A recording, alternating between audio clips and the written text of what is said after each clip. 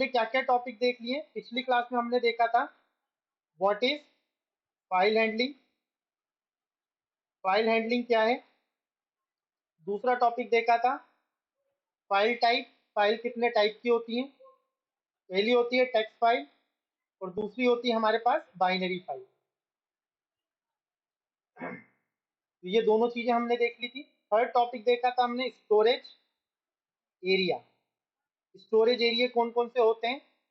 और चौथा टॉपिक हमने देखा था हाउ टू ओपन और load file on memory, memory में फाइल को कैसे लोड या ओपन करते हैं। तो किसी भी फाइल को मेमोरी में लोड या ओपन करने के लिए हमें प्री डिफाइन एक वेरिएबल दिया है जिसका नाम होता है फाइल। इसका मैं एक पॉइंटर बनाऊंगा स्टार ft। अब इस पॉइंटर का काम क्या होता है कि किसी भी तरह के फाइल के एड्रेस को अपने अंदर स्टोर करके रखना। इसका काम क्या है? It is use to store address, address of our file location. हमारे फाइल की जो भी लोकेशन है उसका एड्रेस अपने पास रख लेता है रैम के अंदर। और इसका एड्रेस पास करने के लिए यहाँ पर हमारे पास एक रेडीमेड फंक्शन है जिसका नाम होता है fopen। इसके अंदर दो पैरामीटर होते हैं, first the name of the file, file का नेम क्या है, और दूसरा पैरामीटर होता है इसका मोड, किस पर्पस के लिए आप इसे ओपन कर रहे हो। जैसे अभी मैंने W दिया है तो इसे मैं राइटिंग पर्पस के लिए ओपन कर रहा हूँ। तो इसमें दो पैरामीटर होते हैं, first is file name and second is mode. अब मोड कई तरीके के होते हैं। जो टेक्स्ट फाइल के मोड हैं वो कौन कौन से हैं? पहला है W, दूसरा है रीड, तीसरा है अपेंड, फिर W+, R+ और A+। इन मोड्स को मैंने पिछली क्लास में डिटेल में समझा दिया है, मैं अभी इस पर डिस्कशन नहीं करने वाला। फिफ्थ पॉइंट है how to close file, file को कैसे क्लोज करेंगे। तो इसके लिए भी रेडीमेड फंक्शन है हमारे पास fclose नाम से, और इसके अंदर मैं फाइल का पॉइंटर दे दूंगा। तो अभी मेरा फाइल का पॉइंटर क्या है? ft। तो यहाँ पर मुझे क्या देना पड़ता है? File pointer. जिस फाइल को भी मुझे क्लोज करना है उसका पॉइंटर यहाँ पर मैं प्रोवाइड कर दूंगा। तो ये क्या करेगा? जिस भी एड्रेस को ये एलोकेट कर रहा था उसे क्या कर देगा? रिलीज कर देगा। तो ये क्या करता है? Disallocate, disallocate the file memory address. File के मेमोरी का जो एड्रेस है उसको डिसएलोकेट कर देगा। तो ये इतने टॉपिक हमने पिछली क्लास में देख लिए थे, ये मैंने अच्छे से एक्सप्लेन भी कर दिया था। आज हमें जो टॉपिक देखना है वो है six topic, operation over the text file. Text file के अंदर हम कौन कौन से ऑपरेशन परफॉर्म करेंगे। तो मेजर किसी भी प्रोजेक्ट में ले लो, 5 ऑपरेशन मेजर होते हैं। कौन कौन से? How to write data on file, file के अंदर डेटा कैसे राइट करेंगे। दूसरा हाउ टू रीड और display all data from file, file में से सारा डेटा कैसे डिस्प्ले करेंगे। तीसरा how to search data from file, file में से कैसे डेटा सर्च करेंगे। और चौथा how to delete record from file, file में रिकॉर्ड को कैसे डिलीट करेंगे फाइल से। और फिफ्थ है how to update data from file, modify कैसे करेंगे। तो आप कोई सा भी प्रोजेक्ट उठाएंगे जो मेजर 5 ऑपरेशन होते हैं वो ये होते हैं, और ये ऑपरेशन हमें एक एक करके देखने हैं। जिसमें से अभी हम पहला ऑपरेशन क्या देखेंगे कि हम फाइल के अंदर डेटा को कैसे राइट करेंगे। डेटा को मुझे राइट करना है, तो इसके लिए एक चीज मैं बताना भूल गया। अगर मुझे डेटा रीड और राइट करना है टेक्स्ट फाइल के अंदर तो हमें कुछ रेडीमेड फंक्शन दिए हुए हैं। तो input and output function for read and right data from our file. उसके लिए हमें कौन कौन से फंक्शन दिए गए? पहला जो फंक्शन दिया गया है वो है F scan F, F scan F, जो कि किस काम आता है? रीड करने के। और दूसरा हमें जो फंक्शन दिया गया है एफ प्रिंट एफ, जो कि किस काम आता है? डेटा को राइट करने के लिए। फाइल में डेटा राइट करना हो तो हम इसका यूज करते हैं। रीड का सिंपली मीनिंग होता है कि फाइल में से डेटा को रीड करो और उसे स्टोर किस में कर दो? वेरिएबल में, स्टोर इन वेरिएबल और उसे वेरिएबल में डाल दो। और राइट का मतलब ये होता है जो भी वेरिएबल के अंदर डेटा है उसे फाइल के अंदर स्टोर कर दो।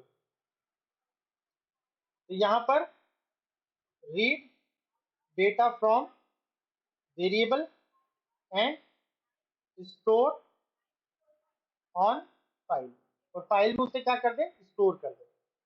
तो सिंपल सा लॉजिक क्या कहता है? एफ स्कैन एफ क्या कर सकता है? Use to, it is use to, it is use to store data from our, अरे यार गलत हो गया। स्कैन एफ क्या कर सकता है? इट इज यूज टू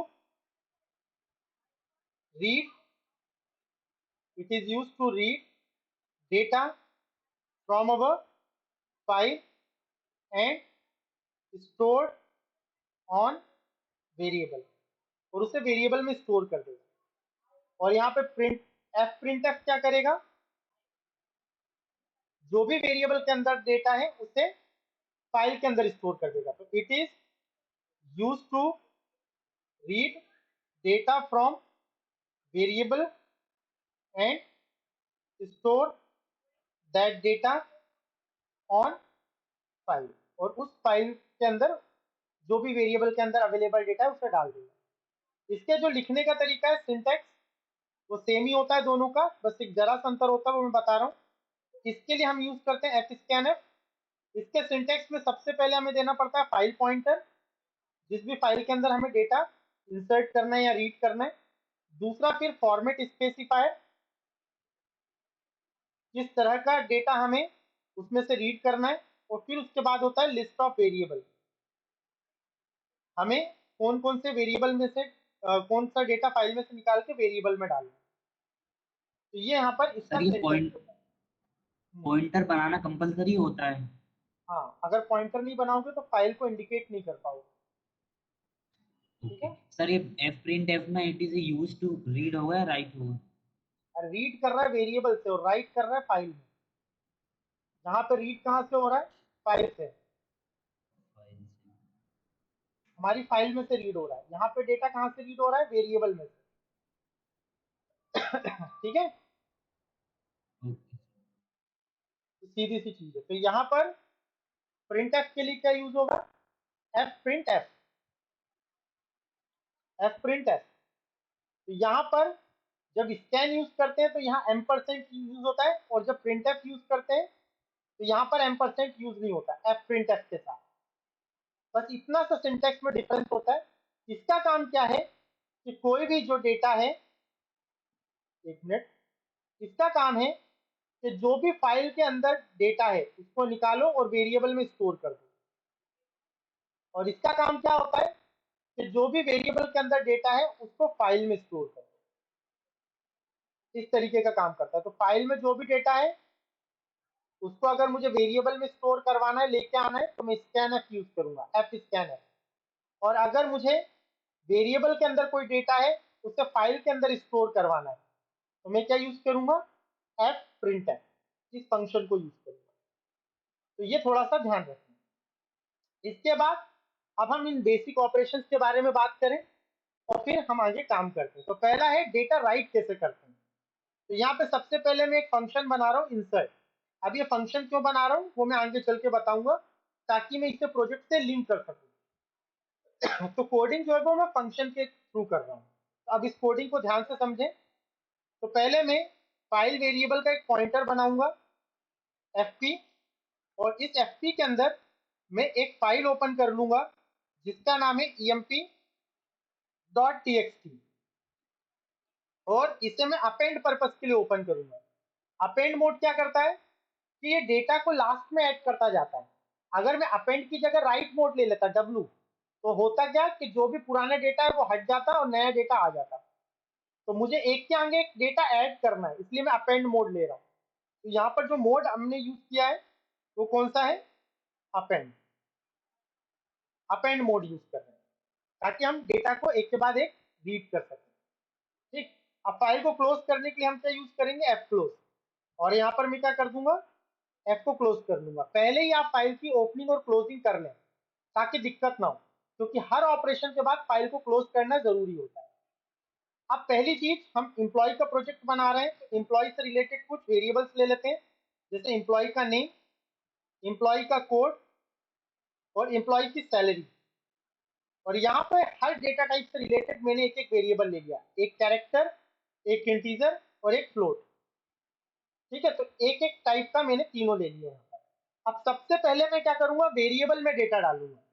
तो वेरिएबल में डेटा डालने के लिए हम क्या यूज करते हैं? F print F, enter, employ, code, comma name, comma salary.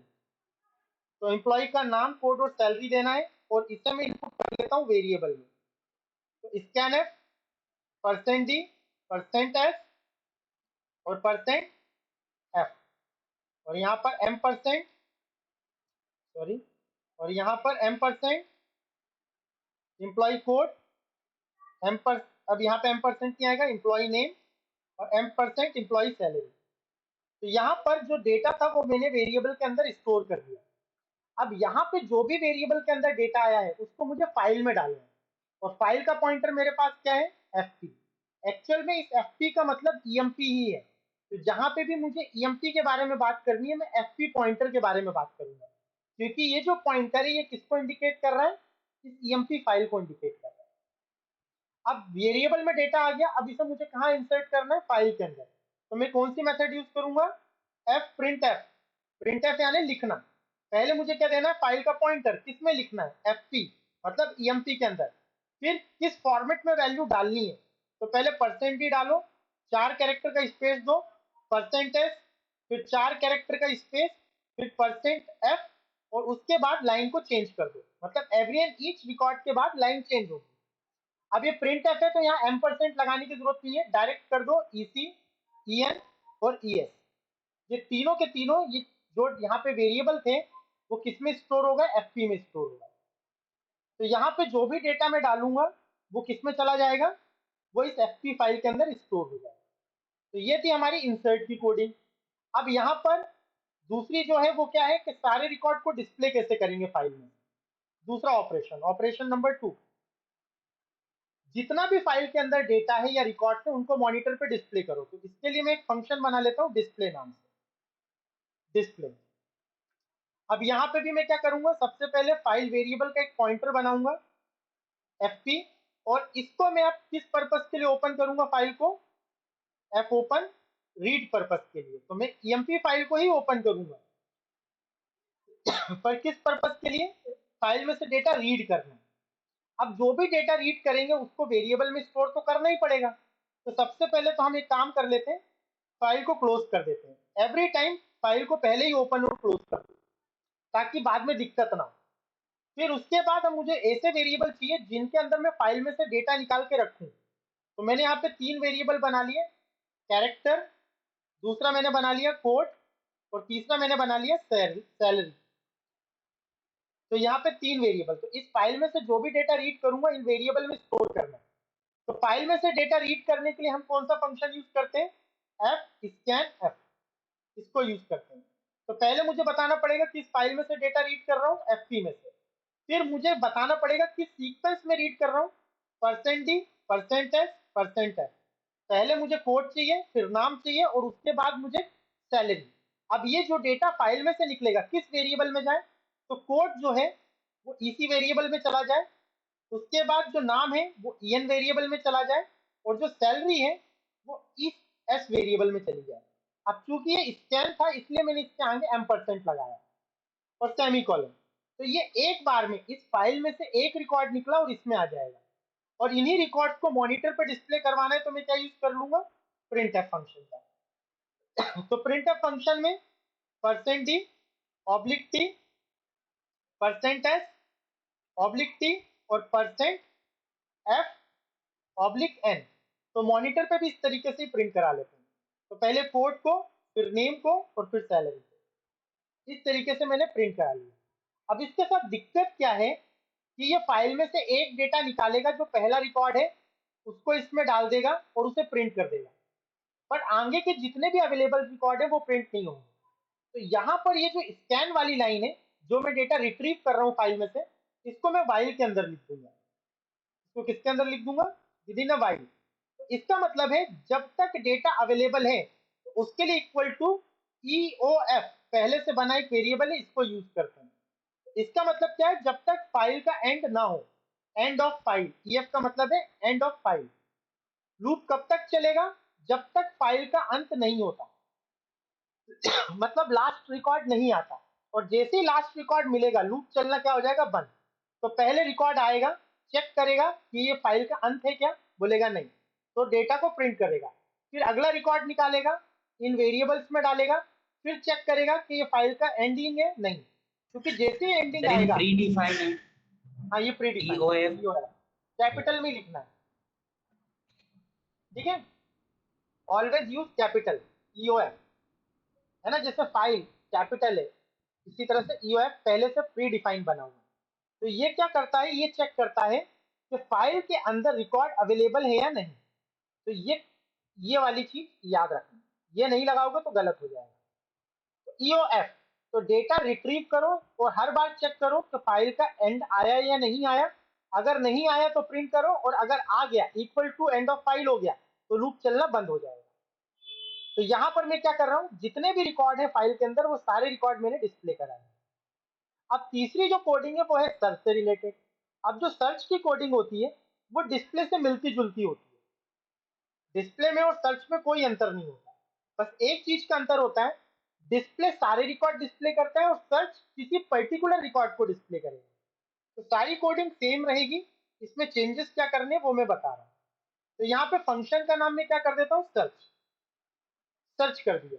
अब डेटा तो रिट्रीव जो करना है वो मुझे किससे करना है, EMP फाइल से, और जो मोड वो यूज करना है वो भी हमें R यूज करना है। इन वेरिएबल की जरूरत पड़ेगी क्योंकि जो भी फाइल में से रिकॉर्ड निकालूंगा इन वेरिएबल्स में डालूंगा। पर यहाँ पर रिट्रीव करने से पहले मैं अपना एक यूजर डिफाइंड कोड दे दूं, जो मुझे चेक करना है कि ये अवेलेबल है या नहीं। Enter employ employ search code, वो कोड डालो जो आप सर्च करना चाहते हो, और इसको मैं करवा लेता हूँ स्कैनर %d, एक कोड नाम के वेरिएबल में इसे मैं स्टोर कर देता हूँ। तो जो मेरे द्वारा यूजर द्वारा दिया गया कोड है वो कोड में चला जाएगा, और यहाँ पर मैं कोड को डिफाइन कर देता हूँ। तो कोड को मैंने ऊपर क्या कर दिया, डिक्लेयर भी कर दिया। तो इस कोड में जो भी मैं वैल्यू दूंगा वो इस EC से चेक होगी हर बार, और अगर ये कोड और ये EC इक्वल आ गए तभी रिकॉर्ड को प्रिंट करें। तो यहाँ कंडीशन में क्या यूज करूंगा, इफ, यदि कोड डबल इक्वल टू किसके होगा, EC के, जो भी EC के द्वारा प्रोवाइडेड कोड है और हमारे द्वारा जो प्रोवाइडेड कोड है, अगर ये दोनों बराबर होते हैं तभी रिकॉर्ड को प्रिंट करें, अदरवाइज रिकॉर्ड को प्रिंट ना करे। तो करली ब्रेसेस मैंने ऑन ऑफ कर दिया, और जैसे रिकॉर्ड मिले और प्रिंट हो तो यहां से प्रोग्राम क्या हो जाए, स्टॉप हो जाए। तो स्टॉप करने के लिए क्या लगाते हैं, ब्रेक। आगे सर्च करना ही नहीं है, रिकॉर्ड मिला, लूप के बाहर आ जाए, सीधी सी चीज। और लूप के बाहर आने से पहले x की वैल्यू 1 कर दो। अब ये 1 क्यों बनाया मैंने, 1 जो है वो एक फ्लैग वेरिएबल की तरह काम कर रहा है, जो कि ये बताएगा कि रिकॉर्ड फाउंड हुआ या नहीं हुआ। तो x की जो इनिशियल वैल्यू है वो मैंने यहाँ पे 0 कर दी डिक्लेयर। तो अगर ये कंडीशन ट्रू होगी तभी x की वैल्यू 1 होगी, अदरवाइज वो हमेशा क्या रहेगी, 0। तो जैसे ये लूप से बाहर आएगा तो मैं चेक कर लेता हूँ क्या x की वैल्यू 1 है। यदि x की वैल्यू 1 है तो इसका मतलब क्या हुआ, रिकॉर्ड फाउंड हो गया। तो प्रिंट है रिकॉर्ड इज फाउंड, रिकॉर्ड उपलब्ध है, रिकॉर्ड टेबल में है। रिकॉर्ड फाइल के अंदर है। उसी तरह से अगर x की वैल्यू 1 नहीं होती, वो 0 ही रहती है, इसका मतलब ये हुआ कि रिकॉर्ड फाउंड नहीं हुआ। तो जो भी कोड आप फाउंड कर रहे हो या सर्च कर रहे हो वो उस फाइल में अवेलेबल नहीं है, तो ये मैसेज से इसको हम प्रिंट कर सकते हैं। तो ये जो x इक्वल टू 1 ही है, फ्लैग की तरह काम कर रहा है, बस ये बता रहा है कि जो रिकॉर्ड है वो सर्च हुआ या नहीं हुआ, केवल उसके लिए मैंने इसको यूज किया। तो ये हो गई मेरी सर्च की कोडिंग। अब सर्च के बाद जो अगली कोडिंग आती है वो आती है डिलीट की। अब यहाँ पे डिलीट और अपडेट की कोडिंग सेम होती है, तो पहले डिलीट को समझ लो ताकि अपडेट आसानी से समझ में आ जाए। तो कंट्रोल वी डिलीट। अब डिलीट में मैं जो फंक्शन बना रहा हूँ वो बनाऊंगा void emp delete, क्योंकि डिलीट नाम से फंक्शन नहीं बना सकता, क्योंकि डिलीट नाम से कीवर्ड पहले से बना होता है, तो इसलिए मैंने emp delete बनाया। यहाँ पे भी मुझे फाइल वेरिएबल का एक पॉइंटर बनाना पड़ेगा, फाइल वेरिएबल का मुझे पॉइंटर बनाना पड़ेगा, और यहाँ पे भी फाइल को मुझे क्या करना है, रिट्रीव करना है। अब वो मैं यहाँ पे टेम्प वाला लॉजिक यूज करूंगा। तो यहाँ पे मुझे दो पॉइंटर बनाने हैं, fp1 एंड fp2। अब इन दोनों फाइलों में मैं अलग अलग फाइल को ओपन करूंगा। तो fp1 के अंदर मैं क्या ओपन करूंगा, मैं emp फाइल को ओपन करूंगा। किस पर्पस के लिए, रीड पर्पस के लिए, क्योंकि मुझे डेटा यहाँ से पढ़ना है। और fp2 में मैं कौन सी फाइल ओपन करूंगा, एक टेम्परेरी फाइल ओपन करूंगा जिसके अंदर मैं कॉपी करके रखूंगा txt कॉमा, और यहाँ पे मैं क्या कर दूंगा, अपेंड। तो यहाँ पे अपेंड परमिशन में मैंने एक टेम्प नाम की फाइल बनाई, तो इस फाइल में से डेटा रीड करूंगा और इस फाइल में स्टोर करूंगा। अब डेटा को रीड राइट करने के लिए वेरिएबल्स की भी जरूरत पड़ेगी, तो मैं यहाँ पे एक एम्प्लॉय नेम बना लेता हूँ, एम्प्लॉय कोड बना लेता हूँ, और एम्प्लॉय की सैलरी बना लेता हूँ। उसके बाद अब मुझे फाइल में से डेटा रीड करना है, तो फाइल में से डेटा रीड करने के लिए हम क्या यूज करते हैं, वाइल का। और यहाँ पर मैं क्या यूज करूंगा, एफ स्कैन एफ। किस फाइल में से डेटा रीड करना है, fp1 में से, कॉमा किस फॉर्मेट में रिट्रीव करना है, पहले %d, फिर %s, और उसके बाद %s। और किस वेरिएबल में स्टोर करना है, तो पहले ई कोड में डालो, फिर en में डालो, और फिर es में उस वेरिएबल को डेटा को स्टोर कर दो। और लूप कब तक चलेगा, जब तक फाइल का अंत नहीं होता। ईओएफ रेडीमेड बना वेरिएबल है। अब यहाँ पर मुझे अगर सारे रिकॉर्ड डिस्प्ले करने हैं तो मैं क्या करता हूँ, प्रिंट एफ। और यहाँ पर मुझे पहले फॉर्मेट बताना पड़ेगा कि मुझे किस फॉर्मेट में वैल्यू को प्रिंट कराना है।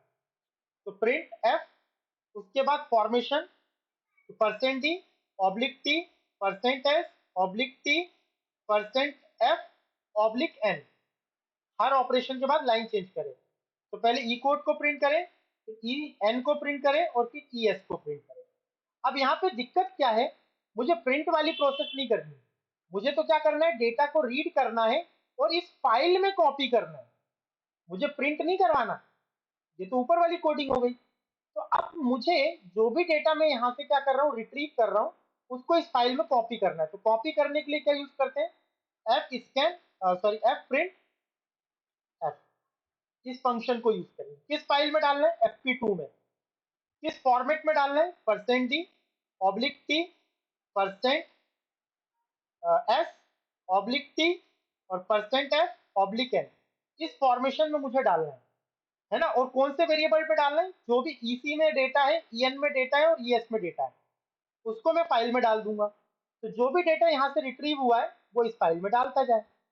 बट यहाँ पे अभी भी एक दिक्कत है। दिक्कत क्या है, पहले मुझे ये बताना पड़ेगा कि कौन सा रिकॉर्ड मुझे डिलीट करना है। तो यहाँ पे मैं एक इनपुट ले लेता हूँ, printf enter enter employee delete code.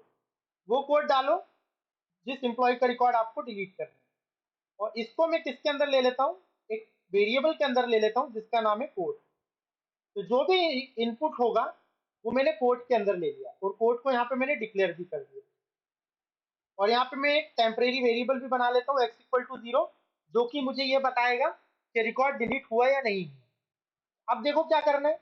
तो पहले तो f1 में से डेटा निकालो, f1 मतलब एम्प्लॉय में से डेटा निकाला, और उसको किस में राइट किया, fp2 में। बट यहाँ पर मुझे क्या करना है, सारा डेटा राइट नहीं करना है, मुझे जो कोड में दे रहा हूँ इसको छोड़कर बाकी सारा डेटा कॉपी करना है। तो मैं कंडीशन लगाऊंगा कि यदि कोड की वैल्यू ईसी के बराबर होती है, अगर कोड की वैल्यू फाइल में से निकले हुए कोड के बराबर होती है तो कंटिन्यू कर दे। कंटिन्यू, कंटिन्यू मतलब, कंटिन्यू मतलब उसके अंदर डेटा, मतलब उस स्टेप को स्किप कर दे और आगे बढ़ जाए, और स्किप करने से पहले एक्स की वैल्यू 1 कर दे। तो अगर कोड मिलता है तो क्या करेगा, उस जो भी स्टेप है उसको क्या कर देगा, स्किप कर देगा और कंटिन्यू कर देगा। ठीक है, तो स्किप हो जाएगा कंटिन्यू से, और एक्स की वैल्यू क्या कर देगा, 1। और यदि कंडीशन फॉल्स है तो क्या करता रहे, जो भी डेटा है उसे कॉपी पेस्ट करता रहे fp2 के अंदर। एल्स, अगर कंडीशन ट्रू है तो जो भी डेटा इसमें से निकला है उसको कॉपी ना करके स्किप कर दे, उसको छोड़कर बाकी सभी को किसमें कॉपी कर दे, fp2 में। तो जैसे कोड ईसी के बराबर होगा उस वाले रिकॉर्ड को बस कॉपी नहीं करना, बाकी सारे रिकॉर्ड्स को fp2 मतलब टेम्प के अंदर कॉपी कर देना, और जैसे ही काम खत्म हो वैसे ही फाइल को क्लोज कर देना। f क्लोज, f1, fp1, और दूसरा है f close, f close, fp2 semicolon. तो यहाँ पर मैंने क्या कर दिया, फाइल 1 को 2 को क्या कर दिया, क्लोज कर दिया। क्लोज करने के बाद अब मेरे पास दो रेडीमेड फंक्शन होते हैं, पहला होता है रिमूव, ये फाइल को रिमूव कर देगा। तो मुझे किस फाइल को रिमूव करना है, emp.txt, और दूसरा मुझे किस फाइल को रीनेम कर देना है, मुझे रीनेम कर देना है टेम्प फाइल को। तो temp.txt फाइल का नाम चेंज करके मैं क्या कर देता हूँ, emp.txt। तो यहाँ पर क्या होगा, जो भी डेटा था वो इसमें कॉपी हो जाएगा। अब यहाँ पे मुझे ये भी चेक करना है कि रिकॉर्ड डिलीट हुआ या नहीं हुआ। तो यदि x की वैल्यू 1 के बराबर है इसका मतलब क्या हो गया, रिकॉर्ड डिलीट हो गया। तो printf क्या कर दे, रिकॉर्ड इज डिलीटेड, रिकॉर्ड जो है वो डिलीट हो चुका है, जो मॉनिटर पे प्रिंट आ जाएगा। और अगर रिकॉर्ड नहीं मिलता है तो वो क्या बोल दे, रिकॉर्ड इज नॉट फाउंड। तो प्रिंट एफ, और यहाँ पे एक मैसेज आ जाए, रिकॉर्ड इज नॉट फाउंड, या फिर रिकॉर्ड इज नॉट फाउंड सही रहेगा, या नॉट डिलीटेड ऐसा भी लिख सकते हो। तो मैं अभी लिख रहा हूँ record is not found, record नहीं मिला जो आप डिलीट करना चाहते हो। तो इस तरीके से वो क्या कर रहा है, यहाँ पर फाइल को, जो फाइल में से डेटा को डिलीट कर रहा है। अब अगली जो कोडिंग है वो किसकी है, अपडेट की। फाइल में डेटा को अपडेट कैसे करते हैं, तो फाइल में डेटा को अपडेट करने के लिए हम क्या यूज करते हैं, सेम जो डिलीट की कोडिंग है, बस थोड़ा सा चेंज होता है। अब वो चेंजेस क्या है वो मैं बताता हूँ। इस पूरी डिलीट की कोडिंग को कॉपी करो, और कॉपी करने के बाद यहाँ पेस्ट कर दो। फंक्शन का नाम आप कर दो मॉडिफाई, जो भी आपको देना हो, मैंने मॉडिफाई नाम दे दिया।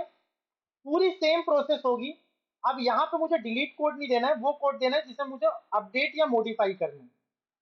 वो कोड, जिस भी रिकॉर्ड को मुझे अपडेट या मॉडिफाई करना है उसको देना है। फाइल में से डेटा निकालना है, और जैसे डेटा मिले तो क्या करे, डेटा मिलने पर वो फिर से डेटा को चेंज करे। तो फिर से वो इनपुट मांगे, printf enter new employ name, नया एम्प्लॉय का नाम दो, और उसको वापस किसमें स्टोर करना है, उसी वेरिएबल में en के अंदर। तो स्कैनफ %s कॉमा en के अंदर मैंने क्या कर दिया, उसे अपडेट कर दिया। तो फाइल में से जो en निकल के आया, मान के चलो वो पंकज हो, राहुल हो, कुछ भी हो, उसको चेंज करके कोई दूसरा नाम दे दो।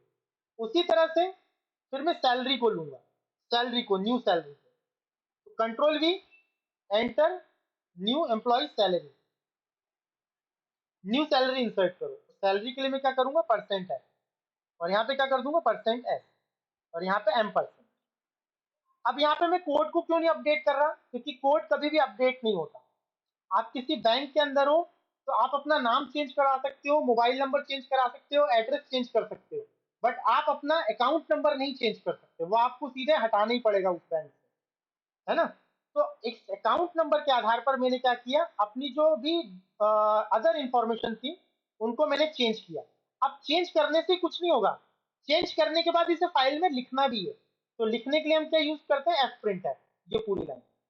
तो पहले वेरिएबल को चेंज करो और चेंज करने के बाद उसे फाइल में राइट कर दो, या अगर आपको ये कोड नहीं मिलता तो जो नॉर्मल कॉपी पेस्ट चल रहा है वो चलते रहे, बट अगर उसे कोड मिल जाता है तो वैल्यू को पहले चेंज करो और फिर फाइल के अंदर उसे क्या करो, राइट करो। और x की वैल्यू 1 क्यों करी मैंने, ताकि वो उसे पता कर सके कि अपडेट हुआ या नहीं है। अगर x की वैल्यू 1 है तो रिकॉर्ड इज अपडेटेड, और अगर नहीं है तो मतलब रिकॉर्ड नहीं मिली, और बाकी पूरी प्रोसेस सेम है। तो डिलीट और अपडेट में केवल इतना सा ब्लॉक चेंज होता है, इस पूरी जगह पे कंटिन्यू लिखा रहता है। और अपडेट में यहाँ पर आपके पास जो भी डेटा रिट्रीव हो रहा है उसकी वैल्यू को चेंज करो और देन फाइल में उसे कॉपी करो, और प्रोसेस खत्म होने के बाद जो पुरानी फाइल थी उसे डिलीट करो और जिसमें डेटा लिख रहे थे उस फाइल का नाम चेंज करके ईएमपी कर दो। और यहाँ पे जो रिमूव और रीनेम फंक्शन होते हैं ये stdio.h के अंदर ही होते हैं, कोई अलग से हेडर फाइल लगाने की जरूरत नहीं है। तो टोटल कितने ऑपरेशन हो गए, ये 5 ऑपरेशन हो गए। अब इन 5 ऑपरेशन के आधार पे मैं प्रोजेक्ट क्रिएट कर सकता हूँ, तो वो देखो कैसे होता है। सबसे पहले मैं एक प्रोग्राम बनाऊंगा, कंट्रोल एस, और इसको नाम दे देता हूँ एम्प्लॉय प्रोजेक्ट या एम्प्लॉय डॉट सी। तो मैं एम्प्लॉय डॉट सी नाम से एक प्रोजेक्ट बना रहा हूँ। तो सबसे पहले मुझे क्या करना पड़ेगा, hash include stdio.h function declaration, कौन कौन से फंक्शन में बनाऊंगा। तो पहला फंक्शन में बनाऊंगा इंसर्ट, चूंकि मैं बना चुका हूं। दूसरा फंक्शन में बनाऊंगा शो था या डिस्प्ले था, शायद डिस्प्ले। और तीसरा फंक्शन बनाऊंगा सर्च, सर्च। चौथा फंक्शन बनाऊंगा मैं ईएमपी डिलीट। पांचवा फंक्शन बनाऊंगा मॉडिफाई। इसकी डेफिनेशन में प्रोग्राम के अंदर दूंगा जो कि ऑलरेडी मैं दे चुका हूं, तो मुझे करना कुछ नहीं है, सिर्फ कॉपी पेस्ट करना है। तो यहां से मैंने करा पहले वॉइड में, और वॉइड में का स्ट्रक्चर भी मैं पहले तैयार कर लेता हूँ वॉइड में। अब यहाँ पर मैं स्विच के थ्रू काम करूंगा, तो मैं यहाँ पर एक ch एक चॉइस बना लेता हूँ। चॉइस देने से पहले मैं यूजर को ऑप्शन दिखा देता हूँ कि 1 नंबर से क्या होगा और 2 नंबर से क्या होगा। 1 नंबर से होगा add new employee, employee record, जो भी एम्प्लॉय का रिकॉर्ड है उसे ऐड, नए एम्प्लॉय के रिकॉर्ड को ऐड करने के लिए। इसी तरह से टोटल मेरे पास कितने ऑपरेशन है, 4-5 ऑपरेशन है। तो control C, control V, sorry control Z B, ऐसे मेरे पास टोटल 6 ऑपरेशन है और एक चॉइस होगी। तो यहाँ पर पहला ऐड है, दूसरा है डिस्प्ले, डिस्प्ले और एम्प्लॉय रिकॉर्ड, सभी एम्प्लॉय के रिकॉर्ड को डिस्प्ले करो। तीसरा है डिलीट एम्प्लॉय रिकॉर्ड। चौथा है मॉडिफाई करना, सॉरी इसको पहले सर्च कर देते हैं, सर्च, सर्च एम्प्लॉय रिकॉर्ड। अगला है डिलीट या रिमूव, और उसके बाद है अपडेट या मॉडिफाई, अपडेट एम्प्लॉय रिकॉर्ड, ये 5 नंबर से होगा, और 6 नंबर से एग्जिट हो जाएगा, एग्जिट, बिना कुछ किए बाहर आ जाएगा। और यहाँ पे मैं मैसेज दे दूंगा एंटर योर चॉइस, अपनी चॉइस एंटर करें, enter your choice.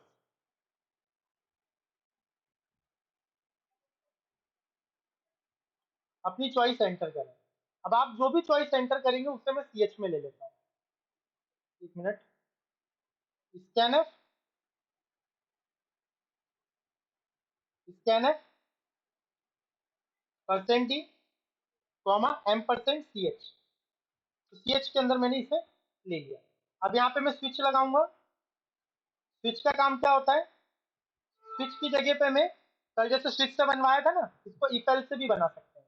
If else से बना के दिखा देता हूँ। यदि ch की वैल्यू इक्वल टू किसके है, 1 के, तो किसको चला दे, इंसर्ट वाले, इंसर्ट फंक्शन को रन कर दे। अब यहाँ पे ब्रेक देने की जरूरत नहीं है। फिर दूसरा एल्स इफ, नहीं तो दूसरा कोड, यदि ch की वैल्यू 2 है तो क्या कर दे, कौन सा फंक्शन रन कर दे, डिस्प्ले, डिस्प्ले फंक्शन को। एलिफ मल्टीपल इफ एल्स से ही है, मल्टीपल इफ एल्स से भी बना सकते हैं, पाइथन वगैरह में मल्टीपल इफ एल्स से ही बनता है। फिर यहाँ पर सर्च, सर्च फंक्शन को कॉल कर दिया। फिर elif else if ch equal to 4, फिर इसके बाद emp डिलीट फंक्शन को कॉल करना है। यहाँ पर यहाँ ब्रेक देने की जरूरत नहीं है, क्योंकि ये एक ही कंडीशन को एग्जीक्यूट करेगा एक बार में, एक ही फंक्शन को एग्जीक्यूट करेगा। ch की वैल्यू 5 है तो क्या कर दे, मॉडिफाई फंक्शन को कॉल कर दे। और अगर कुछ भी नहीं है तो एलिफ ch की वैल्यू अगर 6 है तो ब्रेक कॉल हो जाए, मतलब कुछ बिना कुछ किए बाहर आ जाए। ठीक है, तो ये कर दिया मैंने। तो यहाँ पे मैंने क्या किया, स्विच की जगह इफ एल्स यूज कर दी। तो आपको इफ एल्स यूज करना है, multiple if else, multiple if else use करो, स्विच यूज करना है, स्विच यूज करो। अब ये पूरी कंडीशन बार बार रिपीट होती रहे जब तक मैं ना चाहूं बंद हो। तो मैं इसे किसके अंदर रख दूंगा, डू के अंदर, डू। अब ये जो लूप है ये कब तक चलेगा, जब तक मैं ch की वैल्यू क्या नहीं दे देता, ch की वैल्यू 6 ना दे दो। तो ch जब तक नॉट इक्वल टू 6 है तब तक ये लूप चले, और जैसे ही ch की वैल्यू 6 हुई तो लूप चलना बंद। तो जैसे ही मैं ch की वैल्यू 6 जब तक नहीं दूंगा तब तक ये कोडिंग चलती जाएगी, रिपीट होती जाएगी। कोई डाउट इसमें? अब जैसे ही मैं इसे रन करता हूं तो देखो क्या होता है, इंसर्ट फंक्शन की डेफिनेशन नहीं है। तो यहां से अब मुझे क्या करना है, जो जो फंक्शन मैंने यहां से बनाए थे इस पूरे को लेना है, कंट्रोल सी करना है और यहाँ पे पेस्ट कर देना है, कहा, सबसे नीचे। और यहाँ पर जो अदर लाइन्स है, जैसे ये लाइन, इनको कमेंट कर दो, इसको, सॉरी, ये जो लाइन्स है इनको कमेंट कर दो, ताकि लिखा भी रहे प्रोग्राम में और कोई दिक्कत भी ना हो। तो जहां जहां पे भी आपका ऐसा स्टेटमेंट लिखा है उसे कमेंट कर दो।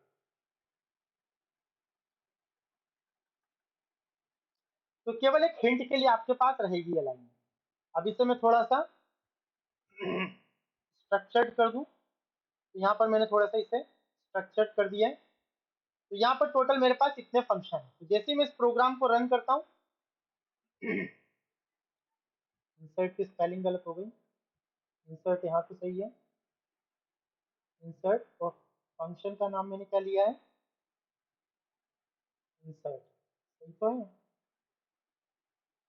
अच्छा अच्छा, कंपाइलर गलत है ना, चेक ही नहीं कर रहा कंपाइलर को, पाइथन में चला रहा हूँ मैं कोडिंग, कंट्रोल बी। तो जैसे ही मैं रन करूंगा डिस्प्ले के बाद सेमी कॉलन नहीं है, यहाँ सेमी कॉलन नहीं है, यहाँ सेमी कॉलन नहीं है, ओके। डिस्प्ले के बाद सेमी कॉलन नहीं है, मतलब यहाँ पे बता रहा है तुम गड़बड़। दूसरी चीज, फाउंड वाले के पास रिकॉर्ड नॉट फाउंड, यहाँ पर सेमी कॉलन नहीं है, और एक अपडेट वाले में नहीं होगा क्योंकि कॉपी पेस्ट किया था। कंट्रोल भी करता हूँ, प्रोजेक्ट हमारा बनके तैयार करने के बाद मैं यहाँ पे 1 नंबर देता हूँ, और यहाँ पे पहले मैं दे देता हूँ कोड 101, रवि, सैलरी 30,000। उसके बाद फिर से मैं 1 दबाता हूँ, 102, तरुण 50,000। उसके बाद फिर से मैं 1 दबाता हूँ, 103, हरी 60,000। अब सारे रिकॉर्ड देखने हैं तो 2 नंबर दबाओ, एंटर करो, सारे रिकॉर्ड आ गए। मुझे सर्च करना है, 3 नंबर दबाओ, या आपसे कोड मांग रहा है कौन सा रिकॉर्ड देखना है, 102। तो यहाँ देखो 102 वाला रिकॉर्ड आ गया, केवल 102। अब डिलीट करना है तो चॉइस दे दो 4, और कोड दे दिया मैंने 101 को डिलीट कर दो। अब यहाँ पे क्या बोल रहा है, रिकॉर्ड डिलीट है। अगर आप 2 नंबर करोगे आपको दिख जाएगा रिकॉर्ड डिलीट हुआ या नहीं हुआ। 102 वाला 101 वाला डिलीट हो गया। अब जैसे मुझे 103 की इंफॉर्मेशन चेंज करनी है, इसका नाम ये 70,000 करना है, इससे कहेंगे मॉडिफिकेशन, तो मैं यहाँ से क्या करूँगा 5, तो यहाँ पे कोड दूंगा, मुझे 103 वाले की इंफॉर्मेशन चेंज करनी है, नाम चेंज करके जय कर दो, और जो सैलरी है उसको 70,000 कर दो। 2 नंबर दबाओ, देखो यहाँ पर नाम क्या हो गया जय, और सैलरी क्या हो गई 70,000, और प्रोग्राम से बाहर आना है तो 6 दबाओ और एंटर करो। तो जैसे ही प्रोग्राम, जब तक 6 नहीं करोगे तब तक कंटिन्यू चलता रहेगा। अब आपको यहाँ पे लग रहा है कि थोड़ा सा गैप होना चाहिए, तो वो आप गैप अपने हिसाब से दे सकते हो, एवरी एंड ईच। तो यहाँ पर ये जो फंक्शनैलिटी मैंने बताई है, सेम की सेम फंक्शनैलिटी में कहा यूज करूंगा, बाइनरी में, ठीक, बट थोड़ा सा अलग होगा, फंक्शन अलग होंगे बट काम पूरा सेम होगा। अगर आज की कोडिंग समझ में आ गई तो आप पूरा का पूरा काम कर सकते हो।